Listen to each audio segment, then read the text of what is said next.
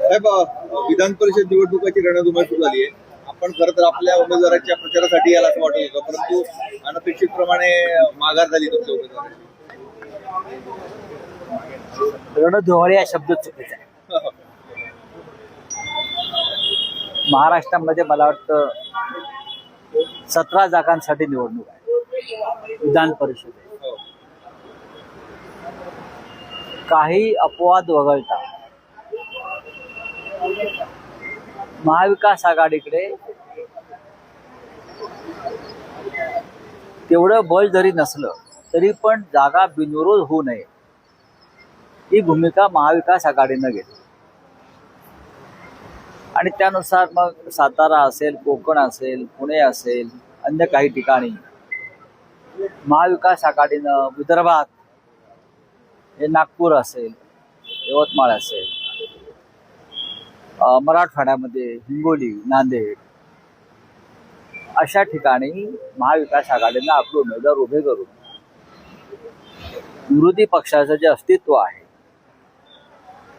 ते दाखवण्याची तयारी सुरू केली. पण रणधुमाळी ही महानगरपालिका निवडणुका किंवा विधानसभा, लोकसभा आणि आता ग्रामपंचायतीत सुद्धा राज्याचे मुख्यमंत्री, उपमुख्यमंत्री विमानं घेऊन फिरतात, चार्टर, हेलिकॉप्टर. त्याच्यामुळे तिथे रणधुमाळी असते. विधान परिषद निवडणुका या अत्यंत गोपनीय पद्धतीने, ज्याची रिझर्व्ह बँक मोठी, बरं, त्याची रणधुमाळी जास्त हे मी पाहतो. पण नाशिक मधलं म्हणाल तुम्ही, तर नाशिकमध्ये काय होते पाहू. पण लढवय्ये म्हणून तुमच्याकडे बघितलं जातं शिवसेनेकडे, आपण माघार काय घेतली साहेब? यावर खूप मोठे प्रश्न उपस्थित होते. काय दिलं, काय चर्चा नाही, असं देखील बोलून दाखवलं की कुठे मला तसं वाटत नाही. विर्लेकर साहेबांचं काही गणित चुकतंय मला तसं वाटत नाही.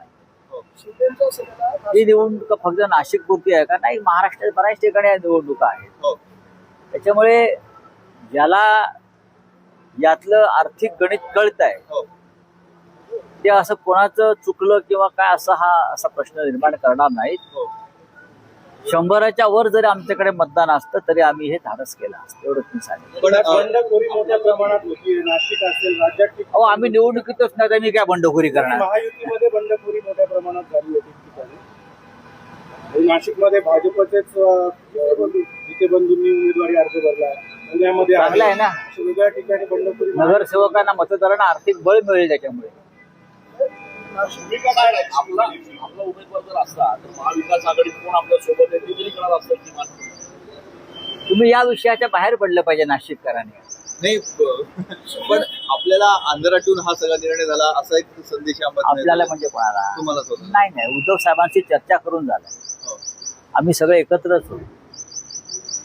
माननीय पक्षप्रमुखांशी चर्चा झाली. आमचे सगळे जे इथे उभे आहेत आता त्यांच्याशी चर्चा झाली. या सगळ्यांना मातोश्रीवर सुद्धा बोलवून चर्चा केली.